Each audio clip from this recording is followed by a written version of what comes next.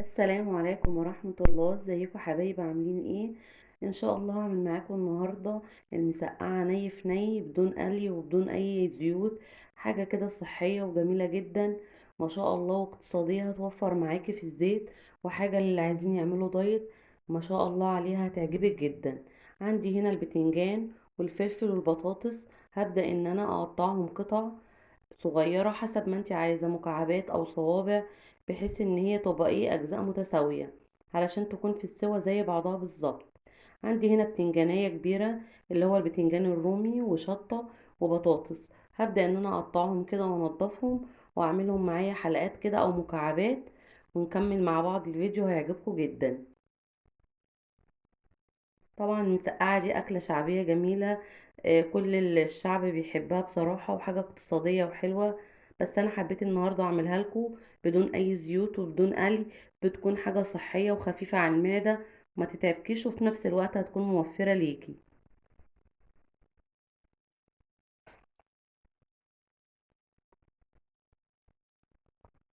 خلاص هنا قطعتهم كده زي ما انتوا شايفين بالشكل دوت، مكعبات وحلقات صغيرة. عندك بتنجان، بطاطس، فلفل، حابة تحطي فلفل رومي، فلفل شطة، الحاجة اللي انت بتحبيها ضيفيها. هبدأ هنا ان انا كده ابهرها. لو عندي كمون، عندي فلفل اسمر، عندي بهارات البطاطس، ببدأ ان انا احطها عليها.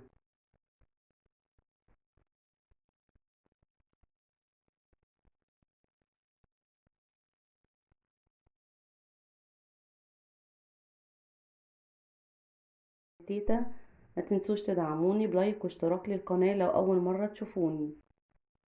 خلاص هنا بهرت البتنجان والبطاطس والفلفل. حطيت كمون وفلفل اسمر وملح ابيض. وهنا قطعت قرن شطة احمر كده عشان يديها لون شوية. وحطيت هنا عليها حوالي 4 فصوص توم بشرتهم. وهنزل عليها هنا بحوالي 3 4 معالق زيت بالكتير، مش هكتر خالص. هبدأ هنا ان انا اقلبهم في بعض كويس.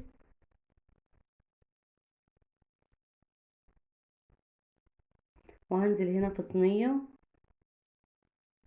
بصوا كده ما شاء الله، خليط كده جميل جدا وشكله حلو قوي، وحاجة كده صحية جميلة ما شاء الله عليها. وعندي هنا نص كيلو طماطم انا عصرته، وهنزل على الخليط بتاعي دوت بيه، واحط عليهم كوبايتين مية.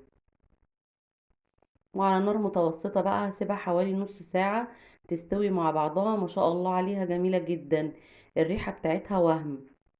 طبعا دي زي بتاعت المحلات، بتكون جميلة وريحتها جايبة اخر البيت. بصوا هنا بدأت تغلي معايا كده وتستوي. ما شاء الله عليها الريحة روعة. بجد مش هتبطلوا تعملوها بالطريقة دي، هتعجبكم جدا، وحاجة اقتصادية ولذيذة. هنا البطاطس معايا، بصوا كل حاجة كده استوت وبقت جوسي جدا ما شاء الله عليها، والريحة بتاعتها جميلة. والسلام عليكم ورحمة الله.